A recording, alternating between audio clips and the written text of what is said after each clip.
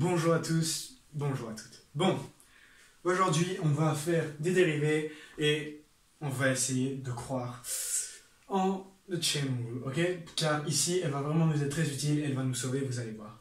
Ok, bon, la première dérivée, on a la dérivée d'un produit de puissance et à l'intérieur on a des fonctions, wow. On s'embrouille, on va essayer de faire ça calmement. Alors, bon, la dérivée d'un produit, c'est la dérivée de la première fois de la deuxième, plus la première fois la dérivée de la deuxième. Ok, on va déjà démarrer par la dérivée de la première. Alors, la dérivée de tout ceci. Et donc, mon 3 il va passer devant, d'accord? Et je vais avoir x au carré plus 1, le tout au carré. Ok, donc ça c'est la dérivée au cas où je ne fais pas de chain rule. Sauf que moi je dois faire de chain rule, d'accord? Et donc je dois multiplier par la dérivée de ce qu'il y a à l'intérieur. Et donc la dérivée de x carré plus 1, c'est 2x. Voilà. Donc ça c'est la dérivée de notre première fonction.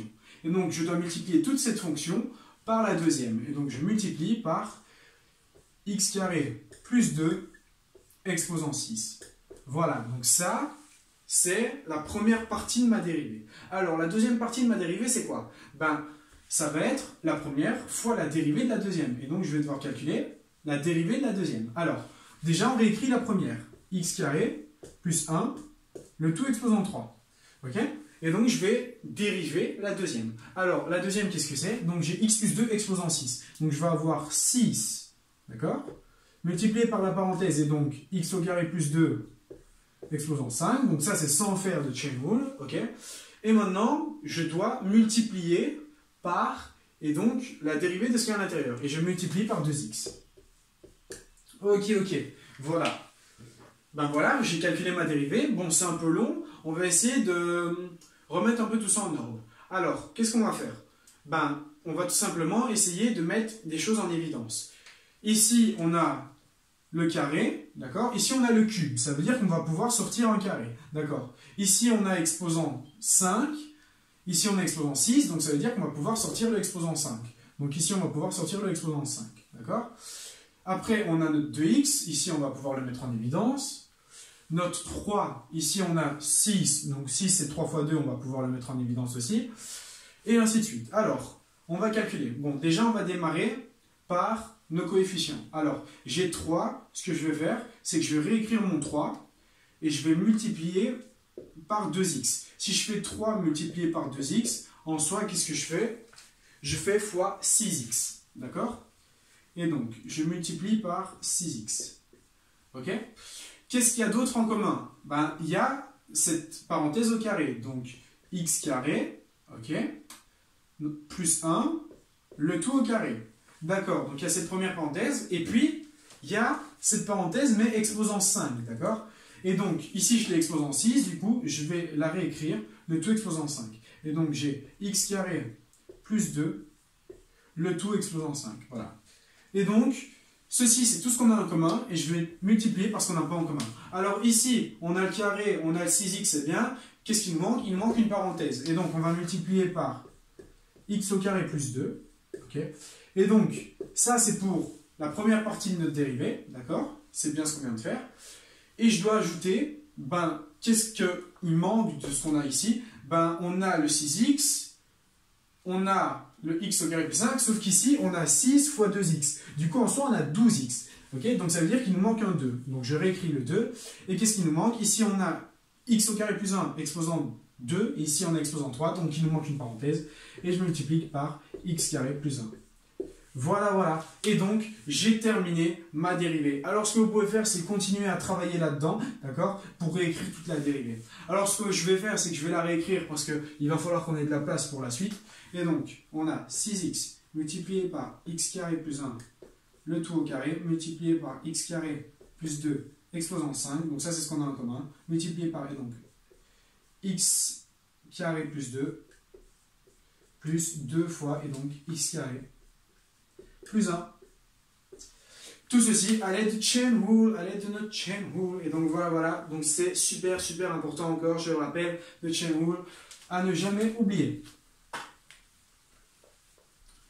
Ok. Donc, first derivative, in English, yes. Voilà. Ok, la deuxième. La deuxième, on a des cosinus, on a une racine, on a des exponentielles. Wow. Alors, dans un premier temps, on va dériver la première.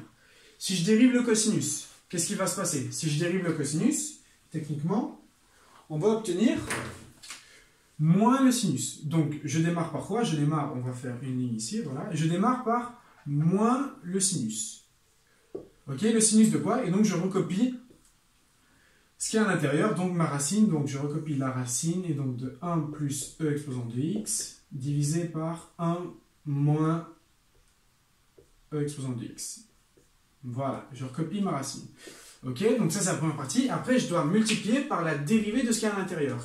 Alors, la dérivée d'une racine, ben on sait que ça va être 1 sur, et donc 2 fois la racine. Donc 2 fois la racine, et donc la racine de quoi? Ben de 1 plus e exposant de x, divisé par, et donc 1 moins e exposant de x.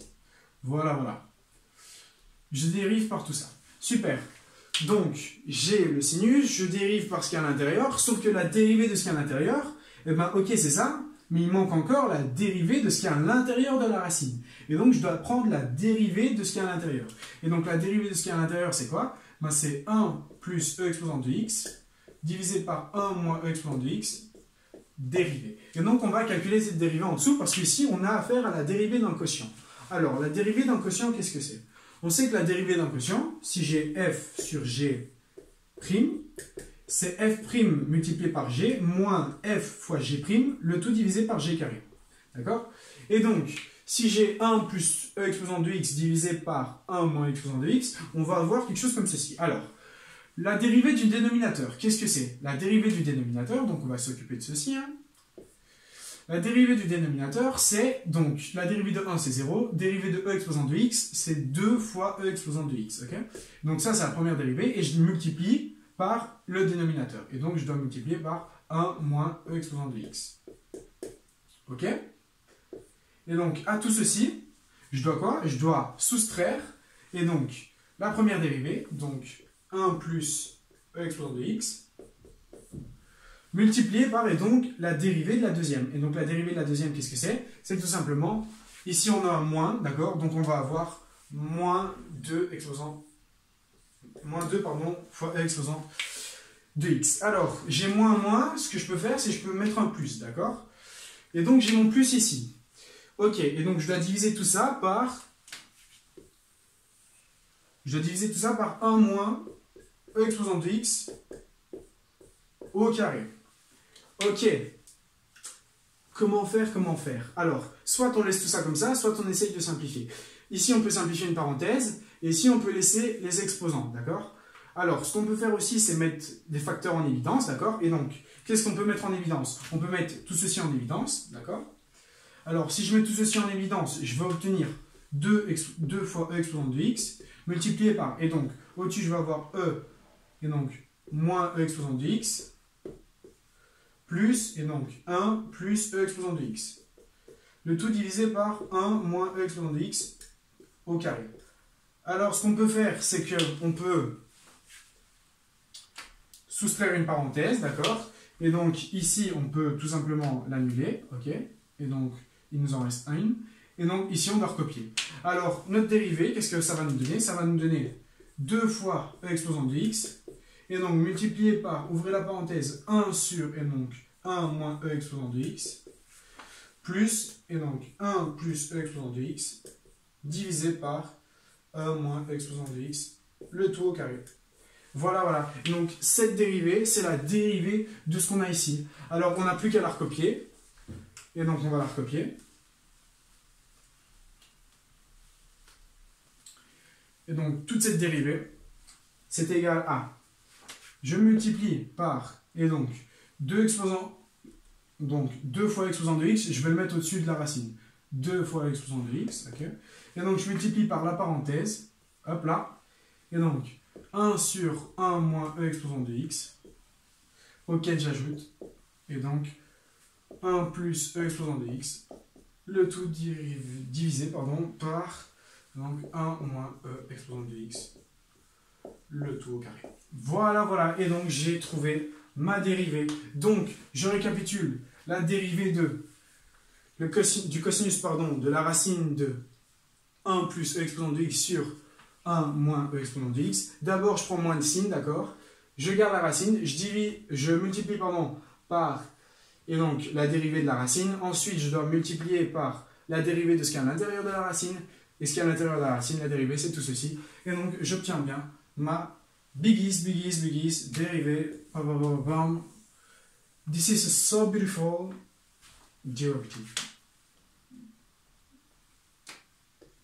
Voilà. Sur la vidéo de fin, ça peut être stylé. Ok. Bon, voilà, c'est déjà fini pour le chain rule.